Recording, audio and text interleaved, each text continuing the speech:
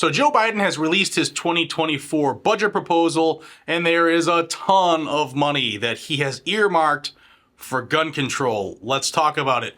Before I jump into that, if you think the Second Amendment is more important than Joe Biden or his silly budget, then like the video, share the video, and subscribe to Guns and Gadgets down below. Guns and Gadgets brings you Second Amendment news every single day, oftentimes multiple times a day. So check back often and don't depend on YouTube to tell you when I put stuff out. Also, blackoutcoffee.com/GNG is where you can get the best coffees, teas, and hot chocolates in the world. And as one of the owners, I want to personally thank the over 1,250 plus investors, people who have joined during this investment opportunity, those who have believed in Blackout Coffee enough to become part of the family. And if you want to check it out, I'll leave the link down below as well. And don't forget, you can always use code GNG10 to save 10% off your order at blackoutcoffee.com/GNG. All right, guys, I looked through Biden's budget real quick over the weekend.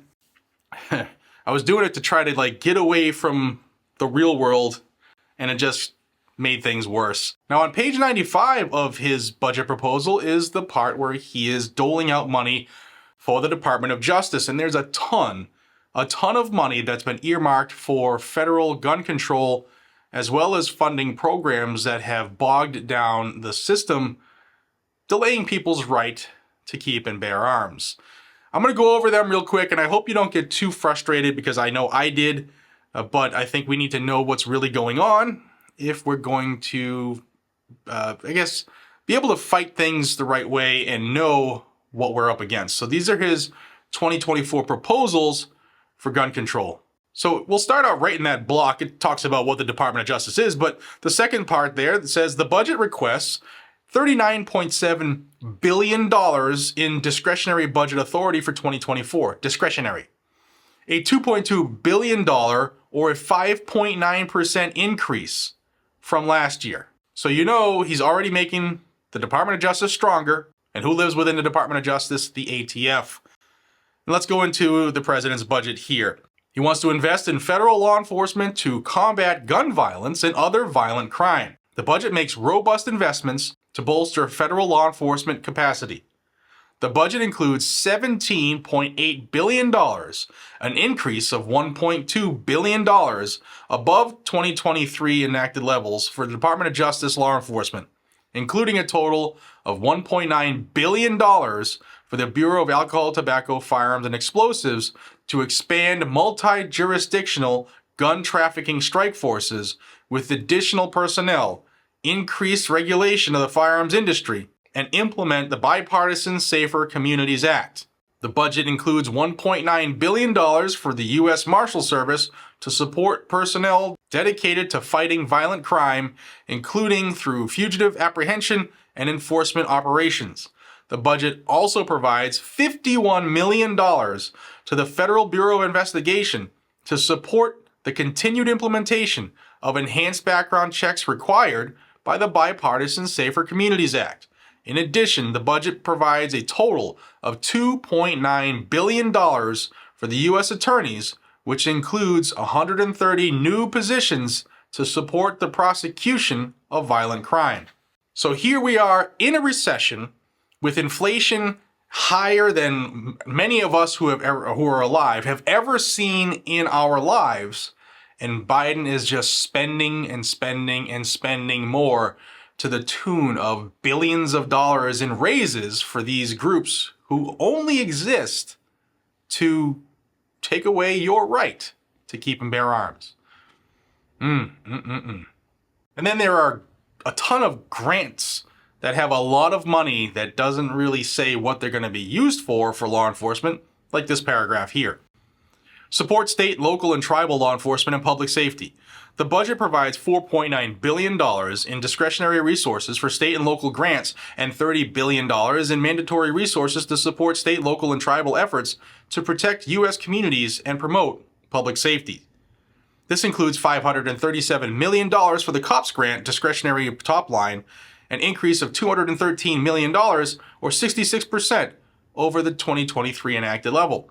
Now, what the COPS grant is towns who don't have the budget to add law enforcement personnel, like if they need more cops Cops Grant will pay for that position for 2 years, and then after 2 years, the municipality is supposed to take over or lose the position.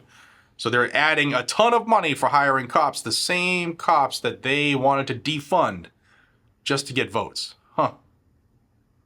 Amazing how that works. There's other woke law enforcement spending in here, but I'm going to read you this part here because there's hidden gun control in this section, which is funding the Violence Against Women Act. Now the title is Prioritizes Efforts to End Gender-Based Violence. The budget proposes $1 billion to support implementation of programs through the Violence Against Women Act of 1994, which was recently reauthorized and strengthened in 2022. We're going to talk about that strengthening in a minute.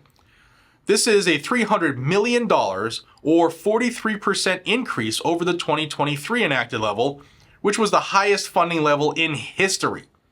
The budget supports substantial increases for long-standing violence against women programs, including key investments in legal assistance for victims, transitional housing, and sexual assault services. The budget strongly supports underserved and tribal communities by providing $35 million for culturally specific services, $10 million for underserved populations, $15 million to assist in enforcement of tribal special domestic violence jurisdiction, and $3 million to support tribal special assistant U.S. attorneys.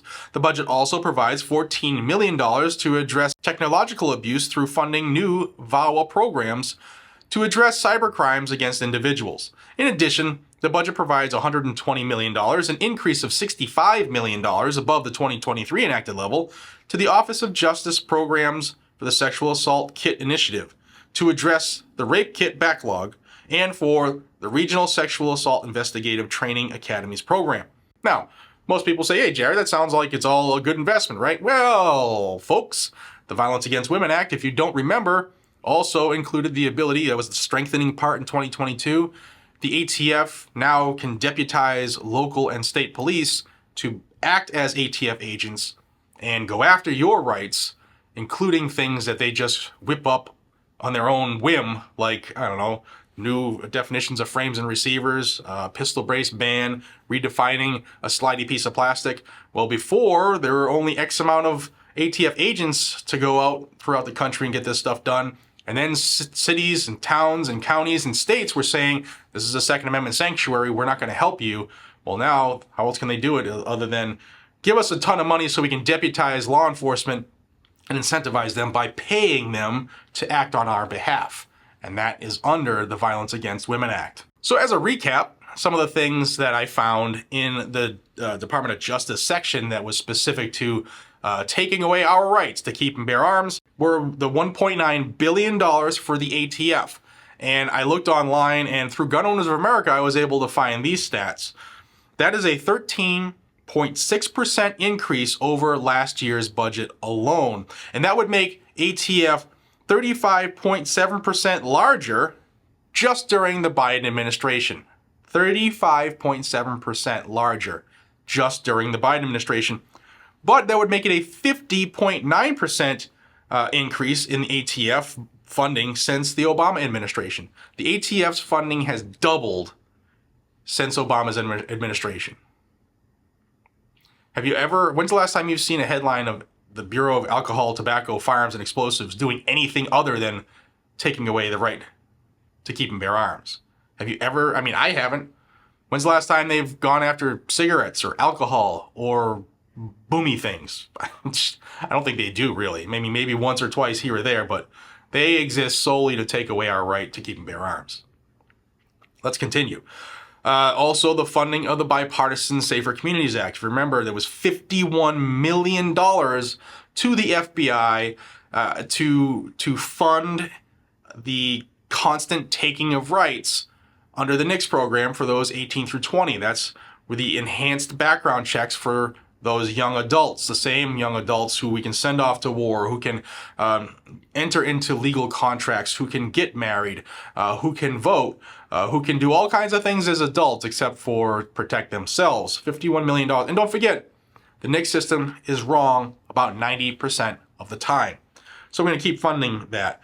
$1 billion for the Violence Against Women initiatives, which includes ATF deputizing local and state level law enforcement. A lot of money in there, guys and gals. I just thought I'd pass this along so that you would know exactly what Joe Biden's budget is looking to do, because they're going to keep coming, and they're going to keep coming, and they're going to keep coming, which is why we always need to be safe and stay vigilant and carry a gun to keep you, your friends, your family, your community, your country safe from these tyrant SOBs who want nothing more than constant, continuous, and never-ending power over their subjects. And I'm not going to let that happen. Guys and gals, I will see you all in the next one. Please pass this around so more people see it. And check out blackoutcoffee.com/GNG, and as well as the invest link down below if you're interested. Take care, y'all.